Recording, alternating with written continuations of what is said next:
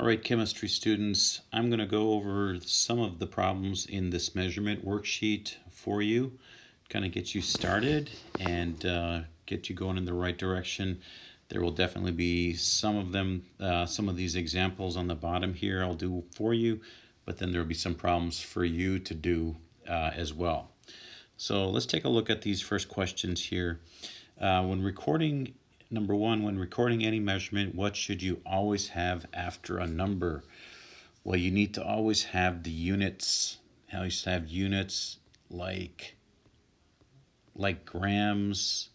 If you're measuring on a balance, centimeters, milliliters.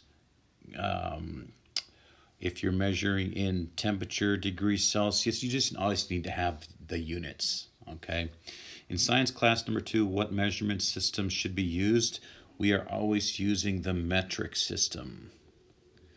Okay, so make sure that your units are in the metric system. Number 3, how do we record the value of 5.5 in science? Well, we never used fractions in science, so we always want to turn a fraction into a decimal number. And the way to turn a fraction into a decimal number is just by doing the math. So if you've got your calculator here, you just divide, and 1/2 is 1 divided by 2, and that gives you your number right there is 0.5. So you can change that 1/2 into a 0.5, so we would have 5.5 milliliters for that. Number 4, look at the two rulers below. Which one is more precise, and how do you know? Okay, well, how do you know? You're going to know it's more precise because it has smaller divisions.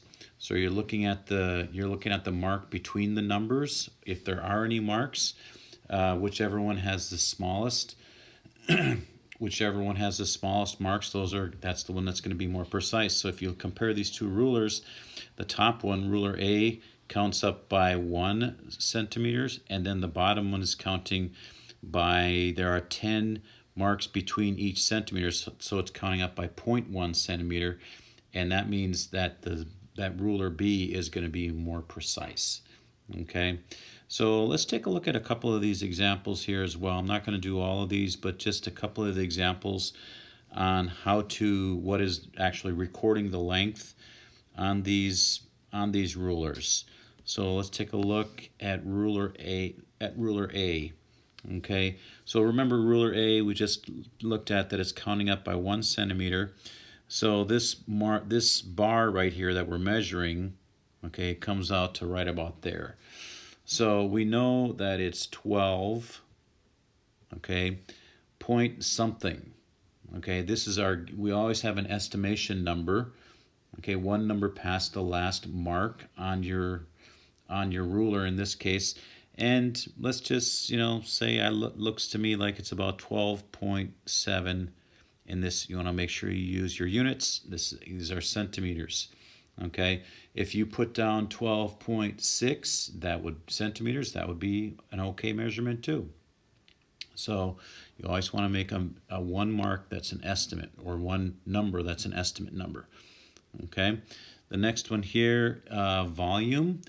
When measuring volume, we use a graduated cylinder. Reading a graduated cylinder, you want to read the bottom of the meniscus. Remember this shape like this right here inside the cylinder kind of clings to the walls of the cylinder. You want to read the bottom of the meniscus. So in this case here, we want to, here's the meniscus, and where you can see the arrows pointing to the bottom part of the meniscus. So for this graduated cylinder, each mark represents 0.1 milliliter. Okay, so we can count them up: 0.1, 0.2, 0.3, 0.4. So we've got 5.4, and then we have to estimate how far is it between. If it is right in between the two marks, you would say that it's 5.45. Looks to me like it's a little bit above that, so I'm going to say 5.46 milliliters. Okay, let's go on. Maybe we'll do one more. How about the triple beam balances? We haven't really read the triple beam balance very much because we don't use triple beam balances much in our science labs anymore. We're really using the electronic balances. They're a lot easier.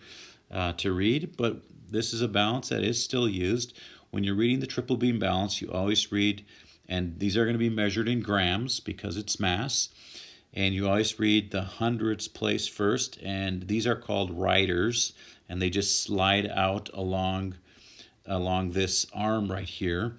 And in this one here, it's gone out to the 100 place, so our mass would be 100.